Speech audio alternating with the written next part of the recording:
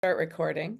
And we're talking with Sarah Vrable. She's Director of Entrepreneurship at AgLaunch, a Memphis, Tennessee nonprofit that's envisioning, enabling, and accelerating the farms of the future by incubating new startups, pioneering new methodologies, and commercializing value-added products. Sarah's also the owner of Gnarled Oak Farm, a farm that produces regeneratively grazed poultry, beef, and pork, and heritage grains. She has an undergraduate degree in horticulture from Purdue and a PhD in environmental resources and policy from Southern Illinois University in Carbondale, where she was a graduate assistant and conducted research with agricultural stakeholders.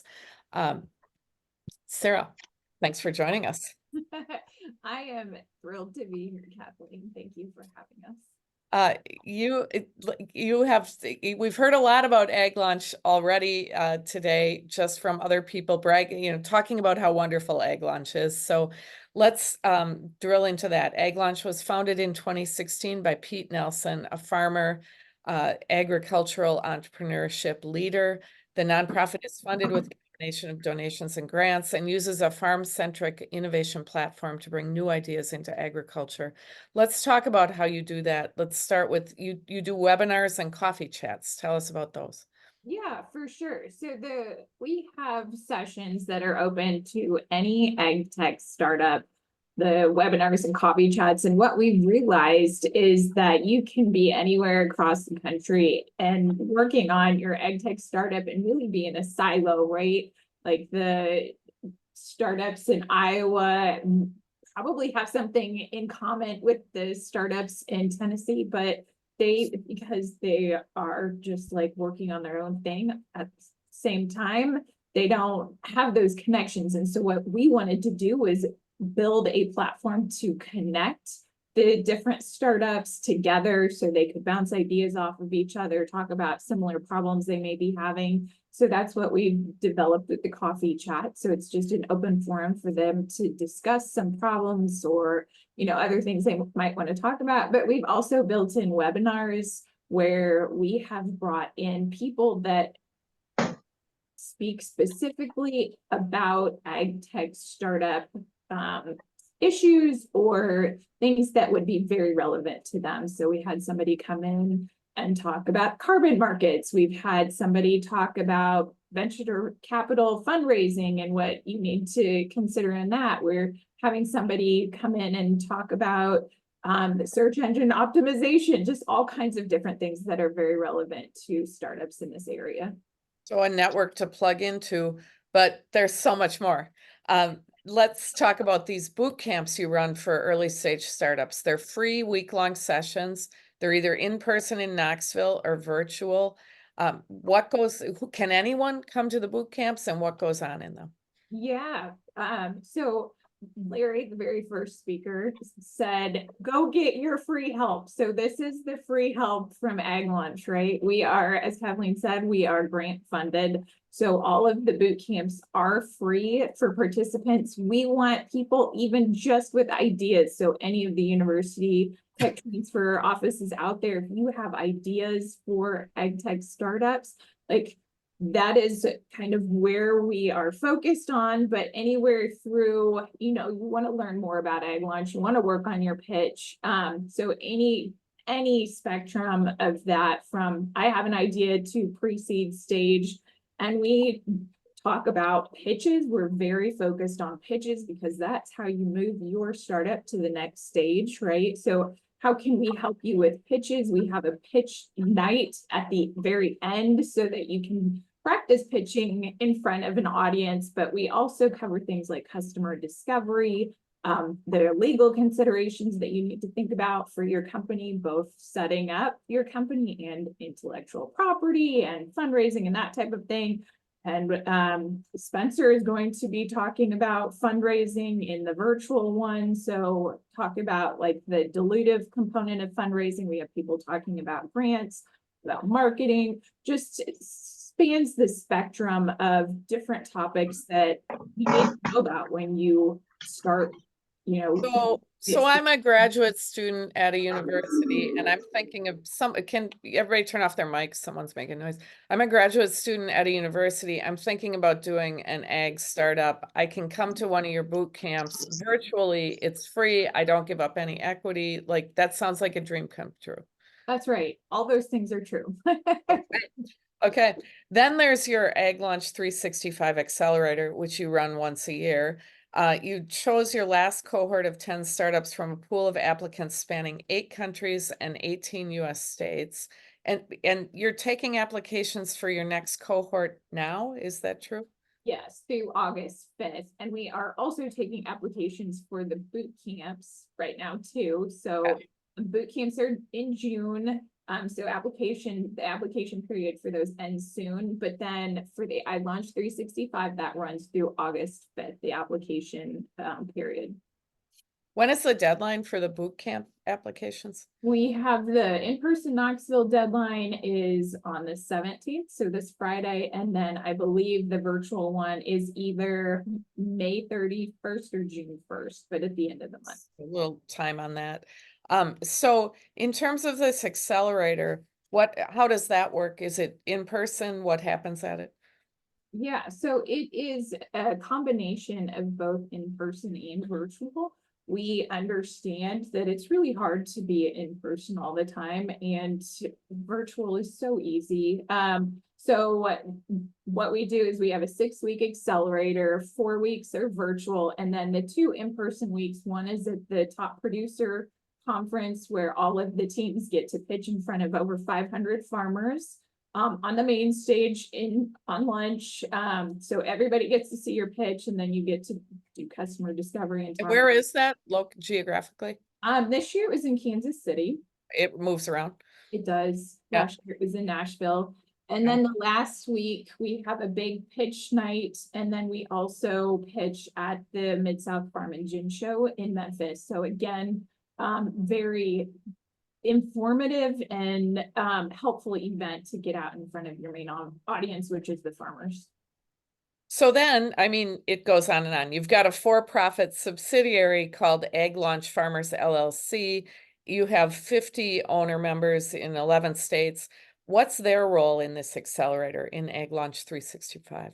Yeah, so it starts from the very beginning, the application. The farmers actually make the decision on the startups that they want to participate in AgLaunch 365. So if you apply to AgLaunch 365, we'll have you submit a pitch video, and then all the farmers in the network watch the pitch video and vote on your technology if they think it's a value to the industry in general, if it's a value to their farm, and then if they'd be willing to trial it. We have a 6-person selection committee, again, made up of all farmers in the LLC, who make the decision on who should move forward from there based on all of the farmer votes. And they select 20 teams to move forward to the challenge weeks. The challenge weeks are in person in Memphis, where we get to know the startups much better, look under the hood. It's kind of like, And we're still in the application process we're here, still in right? the application process, because we realize how important it is to get to know the startups that we're going to be working with for the next 2 years, right? The AgLaunch 365 is not just the accelerator, but it includes 2 years of farm trials and directly working with farmers. And the farmers really want to know the startups that they're working with. So they actively select them. So they have the challenge weeks where the selection committee again meets with the startups. And then at the end of that, the startups pitch again. The farmers all watch that and make the final vote and decision on which startups to invite to AgLaunch 365. So, and then the startups come to AgLaunch 365, and you said it's 6 weeks? The accelerator is 6 weeks. Yeah. But then there's more. So tell us, do they all end up doing those farm trials? Do they continue to work with that farmer network? Yeah, so we want to work with companies that have a prototype that is ready to trial on the farm at that point in time, so that they can all do farm trials, because we understand how valuable it is to get this startup connected with the farmers and to get farmers integrated very early. So all of the companies that we work with, we will get out on the farm and they can have as many farm trials as they have the technology to trial, just depending on the cost and everything. And we work on reimbursing the farmers for that so they don't have to pay out of pocket, but also the company doesn't have to give up their technology for free. Tell us about a few of the companies you've in your most recent cohort. Yeah, we have had companies anywhere from ag biotech to robotics to software. Grip is a software company that has a very easy way for farmers to track equipment usage, maintenance, and just kind of anything under the sun, anything that they want to track. That's one of We know them. that company that came out of Dial Ventures, right, at Purdue? Yep. Yep. So, great company, great CEO. We have Rise Bio, which looks at there's so many microbials out there right now. They look at which microbial will work best within your rhizosphere. And so they're doing testing on that. We have 4 microbial companies that we're working with. So just anything that really helps the farmer on the farm, we are very farmer focused. And at this point, you've got a pretty good group of alumni as well, so they can tap that as they're going through your programs. Exactly. It's a great way of networking, and some of them will work together to get their product out. So we have Organics working with Finite, which is a fertilizer company, and they've developed a new product together. So different types of relationship building, which is so important in that startup ecosystem. Well, and just to give a sense of your reach, AgLaunch has received an EDA Regional Strategies Grant and a 5-year SBA Regional Innovation Cluster contract.